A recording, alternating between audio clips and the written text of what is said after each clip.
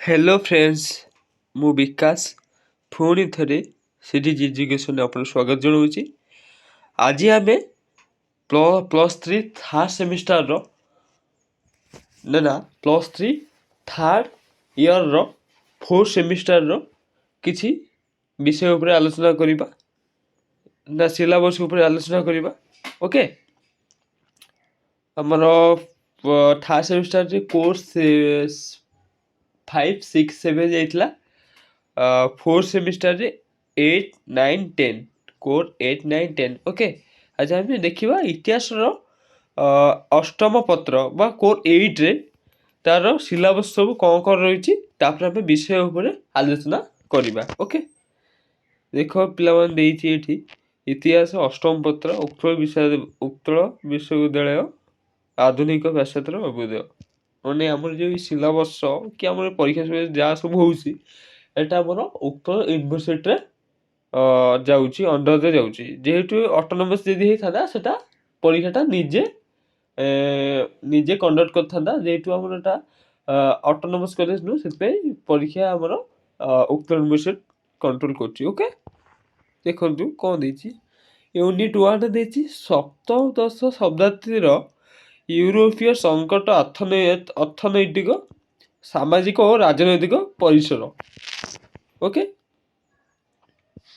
Unit 2ରେ ଦେଇଛି ଇଂରେଜ ବିପ୍ଳବ ଏବଂ ଅଷ୍ଟାଦଶ ଶତାବ୍ଦୀର ୟୁରୋପୀୟ ରାଜନୀତି।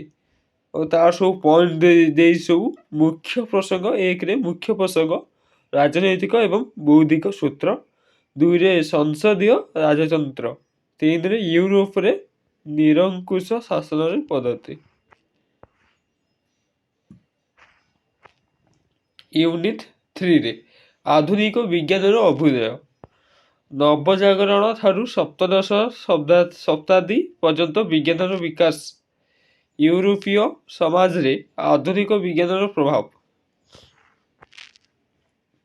ଓକେ, ୟୁନିଟ୍ ଆଇବି ବାଣିଜ୍ୟବାଦ, ୟୁରୋପୀୟ ଅର୍ଥନୀତି ଏବଂ ଶିଳ୍ପ ବିପ୍ଳବର ଆରମ୍ଭ। 1ରେ ବାଣିଜ୍ୟବାଦର ଉତ୍ପତ୍ତି ଓ ପ୍ରସାର। 2ରେ ୟୁରୋପୀୟ ଅର୍ଥନୀତିରେ ବାଣିଜ୍ୟବାଦର ପ୍ରଭାବ। 3ରେ ଶିଳ୍ପ ବିପ୍ଳବର କୃଷି ଓ ବୈଜ୍ଞାନିକ ପୃଷ୍ଠଭୂମି। ଓକେ, ଭିରେ ଆମେରିକାର ସ୍ୱାଧୀନତା ସଂଗ୍ରାମ 1776 ଖ୍ରୀଷ୍ଟାବ୍ଦ। ଓକେ, 1ରେ ତାଙ୍କ ଦେଶର ରାଜନୈତିକ ପ୍ରଭାବ କ'ଣ ଥିଲା ସେଇ ବିଷୟରେ ଆଲୋଚନା କରିବା। 2ରେ ସାମାଜିକ ଅର୍ଥନୈତିକ କାରଣ କ'ଣ ସବୁ ଥିଲା ସେଇ ସବୁ ଆଲୋଚନା କରିବା। ଏବଂ ଆମେରିକାର ସ୍ୱାଧୀନତା ସଂଗ୍ରାମର ଗୁରୁତ୍ୱ ସବୁ କ'ଣ ଥିଲା ସେଗୁଡ଼ା ବି ସବୁ ଆଲୋଚନା କରିବା। ଓକେ, ଏଇସବୁ ଥିଲା ପ୍ଲସ୍ ଥ୍ରୀ ଥାର୍ଡ଼ ଇୟର୍ର ଫୋର୍ଥ ସେମିଷ୍ଟାରର ସିଲାବସ୍ ସବୁ। ଏଇଟା କୋର୍ 8ର ସିଲାବସ୍। ଓକେ, ତାପରେ କୋର୍ 9 ଆଉ 10ର ନେକ୍ସଟ ଭିଡ଼ିଓରେ ମୁଁ ନେଇକି ଆସୁଛି। ଧନ୍ୟବାଦ, ଜୟ ଜଗନ୍ନାଥ।